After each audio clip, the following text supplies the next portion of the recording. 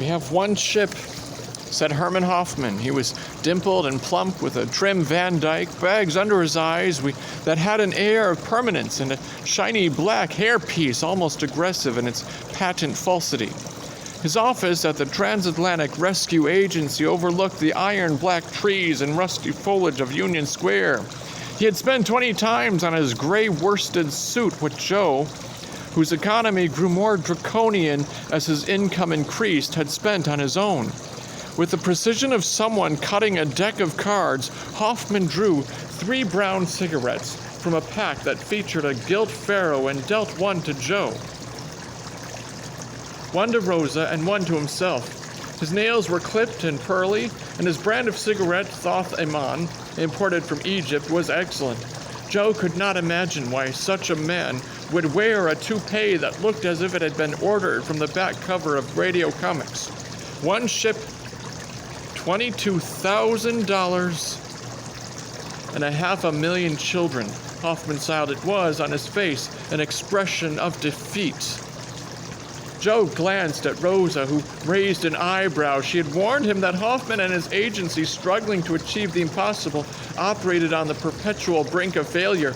In order to avoid having his heart broken, she said, her boss adopted the manner of an inveterate pessimist. She nodded once, urging Joe to speak. I understand, said Joe. I knew, of course. It's a very nice ship. Hoffman continued. She was called the Lioness, but we've renamed her the Ark of Miriam. Not large, but extremely well maintained. We bought her from the Cunard, which had her on the Haiphong to Shanghai run. That's a picture of her. He pointed to a tinted photograph on the wall behind Joe. A trim liner. It's Plimsoll, colored bold red. Steamed across the bottled green sea under a heliotrope sky. It was a very large photograph in a platinum frame. Herman Hoffman regarded it lovingly. She was originally built for the P&O Company in 1893. A good deal of our initial endowment went toward her purchase and refitting, which, due to our emphasis on hygiene and humane treatment, proved to be quite costly. On the other hand, Dog smiled. Most of the remainder went into the bank accounts and mattresses of various German officers and functionaries. After we take out pay for the crew and documentation, I don't honestly know how much we'll be able to accomplish with the little we have left. We may not be able to underwrite passage for half the children we have already arranged to bring over.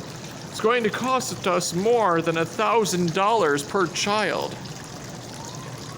I understand, Joe said. If I may say, Joe looked at Rosa again. She had, overnight, worked a thorough transformation on herself.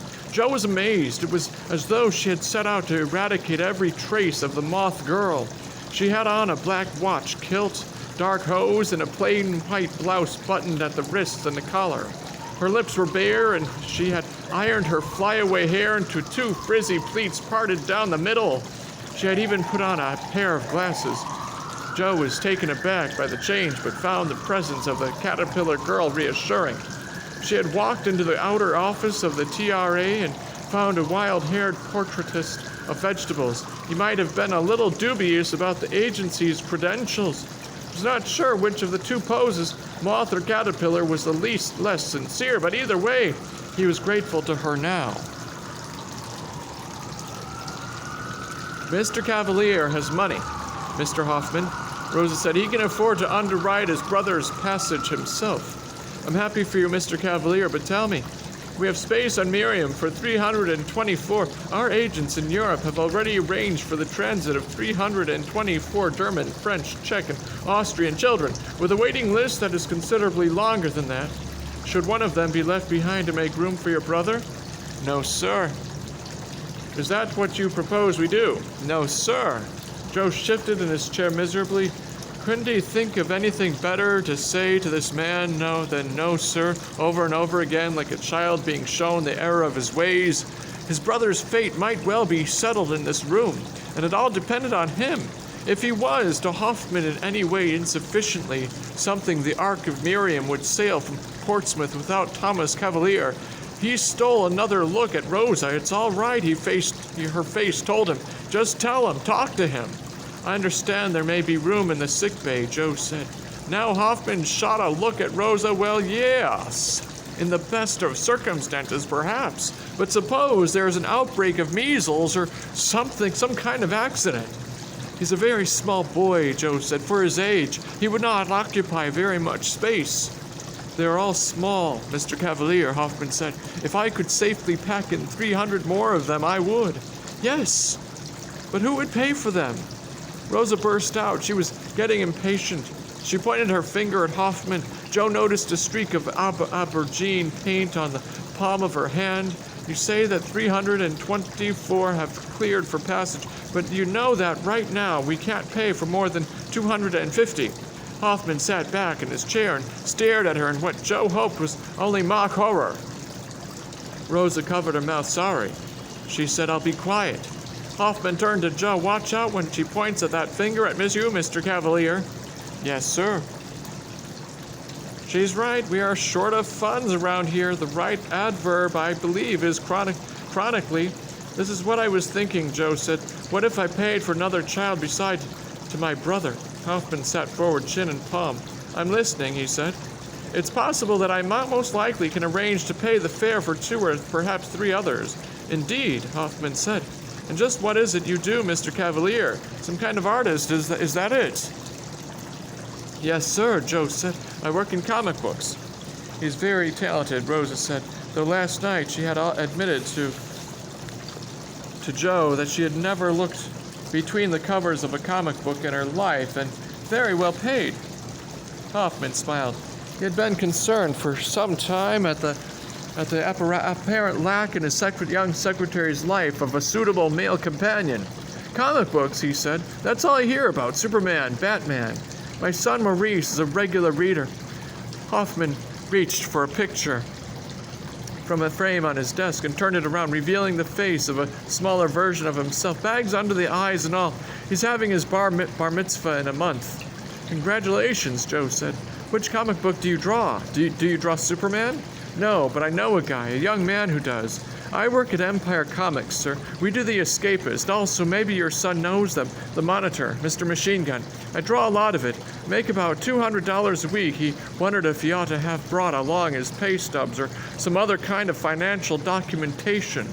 I usually manage to save all of this, but perhaps 25. My goodness, Mr. Hoffman said. He looked over at Rosa, whose face also betrayed a fair amount of surprise. We're in the wrong line of work, dear. Seems that way, boss, she said. The Escapist, Hoffman continued. Think maybe I've seen that, but I'm not sure. He's an escape artist, a performing magician. A performing magician? That's correct. Do you know anything about magic? There was a whetted edge to the question. It was more than a friendly inquiry, though Joe could not imagine why. I have studied it, Joe said, in Prague. I studied with Bernard Kornblum. Bernard Kornblum, Hoffman said. Kornblum. His expression softened. I saw him once. You saw Kornblum? Joe turned to Rosa. That's astonishing. It's completely astonished, Rosa said. Was it in Königsberg, sir? It was in Königsberg. When you were a boy? He nodded. When I was a boy, I was quite an amateur magician myself at one time. Still dabble from time to time. Now let me see. He waggled his fingers, then wiped his hands on an invisible napkin. His cigarette was gone. Voila! He rolled his heavy-lidded eyes to the ceiling and plucked the cigarette from thin air. Et voila! The cigarette slipped from his fingers and fell into his jacket, left a streak of ash on his lapel, then dropped to the floor. Hoffman cursed.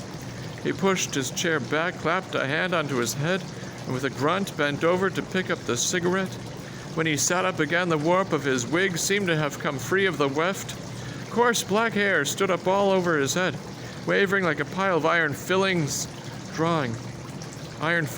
drawn toward a distant but powerful magnet. I'm terribly out of practice, I'm afraid. He patted down his hairpiece. Are you any good? Kornblum had disdained patter as unworthy of the true master, and now Joe rose wordlessly and took off his jacket. He shot his cuffs and casually presented his empty hands for Herman Hoffman's inspection. He was aware that he was taking a certain risk. Close work had never been his forte. He hoped that his index finger was all right. "How's your finger?" Rosa whispered. "Fine," said Joe. "May I trouble you for your cigarette lighter?" He asked Hoffman. "I'll only need it for a moment." "But of course," said Hoffman. He handed his gold lighter to Joe. And another cigarette, I'm afraid." Hoffman complied. Watching Joe carefully, Joe stepped back from the desk, fit the cigarette to his lips, lit it, and inhaled deeply. Then he held up the lighter between the thumb and forefinger of his right hand and blew out a long blue jet of smoke. The lighter vanished.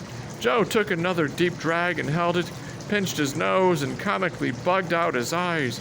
The brown Thothamon vanished. He opened his mouth and breathed out slowly. The smoke had vanished too. "Sorry," said Joe, "clumsy of me." "Very nice. Where's the lighter?" "Here's the smoke." Joe raised his left hand in a fist, drew it across his face, and then opened his hand like a flower. Teased, a knot of smoke floated out. Joe smiled. Then he picked up his jacket hanging from the back of his chair and took out his own cigarette case. He opened the case and revealed the Egyptian cigarette snug inside it, like a brown egg in a carton full of whites. It was still burning. He leaned forward and rolled the burning end in the ashtray on Hoffman's desk until it went out. As he straightened, he put the cigarette back into his mouth and snapped his fingers in front of the extinguished coal. The lighter reappeared. He scratched up a new flame and relit the cigarette. "Ah," he said, as if settling into a warm bath, exhaling. Rosa applauded. "How did you do it?" she said. "Maybe I'll tell you one day," Joe said. "Oh, no, don't do that," Hoffman said. "I'll tell you what, Mr. Cavalier. If you will agree to underwrite, let us say 2 children in addition to your brother, then we will start working on your brother's case and do what we can to find room on Miriam for him." "Thank you, sir." Joe turned to Rosa. Once again, she looked all business. She nodded. He had done very well. "That's very... But first I have a favor to ask of you." "What's that, anything?" "What's that, anything?" Hoffman nodded toward the picture of Maurice. "If I were a wealthy man, Mr. Cavalier, I would finance this entire venture out of my own pocket. As it is, nearly every spare penny I have goes to the agency. I'm not sure if you're aware of this, or what it was like in Prague, but here in New York, bar mitzvahs are not cheap. In the circle my wife and I move in, they can be quite lavish. It's deplorable, but there it is. A photographer, caterers, the ballroom at the Hotel Trevi, it's costing me an arm and a leg." Joe nodded slowly and glanced at Rosa. Was Hoffman really asking him to help pay for his son's reception? "Do you have any idea," Hoffman said, "what it's going to cost me to hire a magician?" A cigarette appeared between the fingers of his right hand. It was, Joe noticed, still burning. It was the one he had dropped on the floor a few minutes before. Joe was certain he had seen Hoffman pick it up, snuff it in the ashtray. On further consideration, he was somewhat less certain. "I wonder if you might consider working something up." I will be happy to." "Excellent," Hoffman said. They went out of his office. Rosa closed the door and grinned at him, her eyes wide. "How about that?" "Thank you," he said. "Thank you very much, Rosa. I'm going to start a file from right now." She went over to her desk, sat down, and took a printed form from a tray on the desk. "Tell me how to spell his name, Cavalier." "With a K. Cavalier with a K. Thomas. Is that with an H or with an H?" "I want to see you," he said. "I want to take you to dinner." "I'd like that," she said without looking up. "Middle name?"